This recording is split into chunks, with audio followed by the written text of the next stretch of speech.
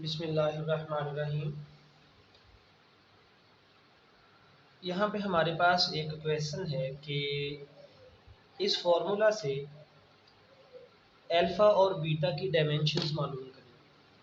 Alpha और beta की dimension हमने इस इक्वेशन से निकालनी है। तो जो हमने डायमेंशंस के बारे में पढ़ा, इसकी करैक्टरिस्टिक, इसके यूजेस के बारे में पढ़ा पिछले लेक्चर्स में, तो हमने ये बात की थी कि डायमेंशंस हमें ये बताती हैं कि सेम डायमेंशन वाली क्वांटिटीज़ आपस में ऐड होती हैं। और हमने ये भी पढ़ा था कि हम डायमेंशंस की मदद से किसी फार्मूला की करेक्टनेस को चेक कर सकते हैं, और अगर एक इक्वेशन दुरुस्त है तो उसकी दोनों साइड्स पे डायमेंशंस सेम होंगी। एक ये बात, इस इक्वेशन की लेफ्ट हैंड साइड की डायमेंशन और राइट हैंड साइड की डायमेंशन सेम होनी चाहिए। दूसरी ये बात कि अगर हम दो फिज़िकल क्वांटिटीज़ को ऐड करते हैं तो उन दोनों की डायमेंशंस सेम होंगी। तो यहाँ पे जो एफ वी की डायमेंशन होंगी वही बीटा ओवर एक्स स्क्वायर की डायमेंशंस होंगी, और जो इस राइट हैंड साइड की डायमेंशंस होंगी वही लेफ़्ट हैंड साइड की डायमेंशंस होंगी। तो हम इस कॉन्सेप्ट का इस्तेमाल करते हुए अल्फ़ा और बीटा की डायमेंशंस निकाल सकते हैं। तो सबसे पहले मैं देखता हूँ कि मेरे पास ये तो नॉन क्वांटिटीज़ हैं, इन्हें मैं जानता हूँ कि ये फोर्स है और ये वेलोसिटी है, लेकिन मैं अल्फ़ा और बीटा के बारे में नहीं जानता। तो मैं सबसे पहले एफ वी की डायमेंशंस निकाल लेता हूँ। So dimensions of F V is equal to, मैं इन्हें सेपरेट करके भी लिख सकता हूँ, एफ की डायमेंशन और वेलोसिटी की डायमेंशंस। तो फोर्स के लिए मैं लिखूँगा दैट इज़ एम ए, और वेलोसिटी इसे मैं लिख देता हूँ डिस्प्लेसमेंट ओवर टाइम। और फर्दर अगले स्टेप में मैं लिख देता हूँ ये है मैस, और एक्सेलरेशन को मैं लिख देता हूँ डिस्प्लेसमेंट ओवर टाइम स्क्वायर। मैंने डायरेक्ट लिख दिया इसको, और ये है डिस्प्लेसमेंट ओवर टाइम। तो अब मैं एफ वी की डायमेंशंस निकालता हूँ। मैस बेस क्वांटिटी है, इसकी dimension capital M, displacement length है, और ये टाइम है तो टाइम का स्क्वायर आ गया, और ये है लेंथ ओवर टाइम। हम पहले भी फोर्स और वेलोसिटी की डायमेंशंस बार बार कैलकुलेट कर चुके हैं।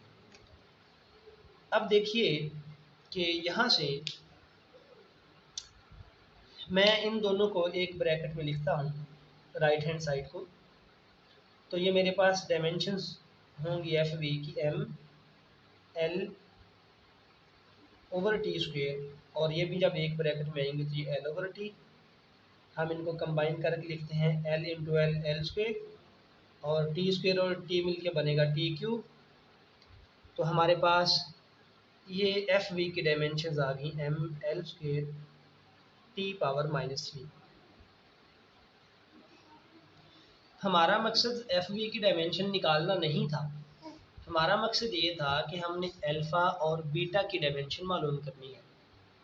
तो उसके लिए मैंने ये देखा कि मैं इस इक्वेशन में कौन सी फिज़िकल क्वांटिटीज़ हैं जिनकी डायमेंशन जानता हूँ।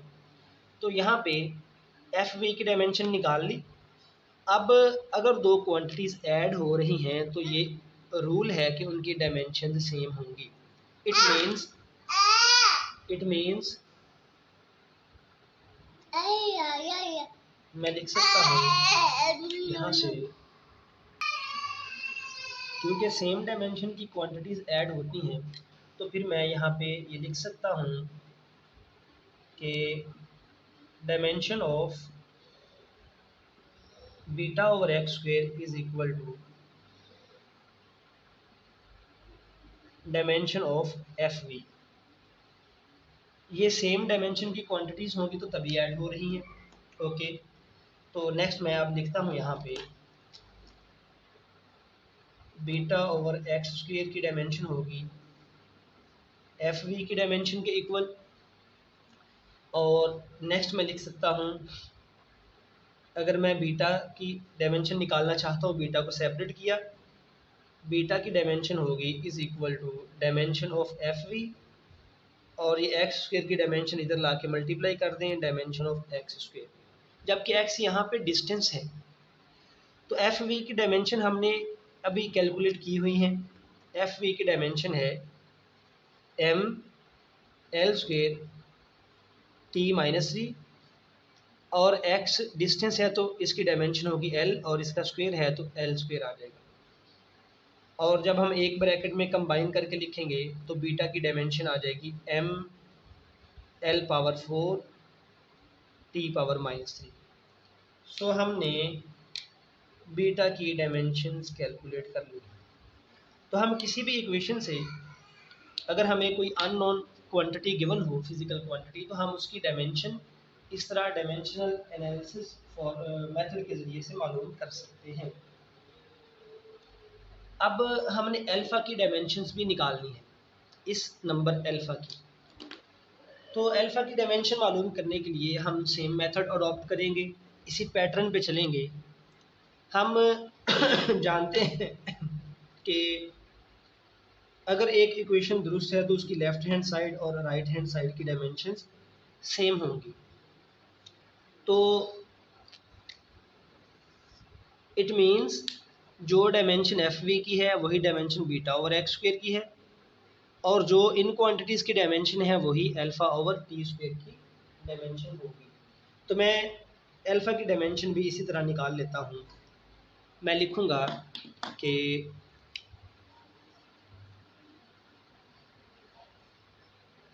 Dimension of alpha over T square, या इसको ऐसे ही लिख लेते हैं हम डायमेंशन के साइन में, अल्फ़ा ओवर टी स्क्वायर की dimension is equal to dimension of F we.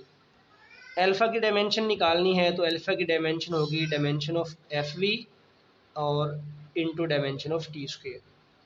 F V की डायमेंशन हमने कैलकुलेट की हुई, that is M L square T -3, और ये टी टाइम है तो इसके लिए सिंबल है कैपिटल टी और इसका स्क्वायर। हम इनको कंबाइन करके एक ब्रैकेट में लिखें तो ये बनेगा M L square T -3 + 2, that is M L square T -1। So these are dimensions of alpha.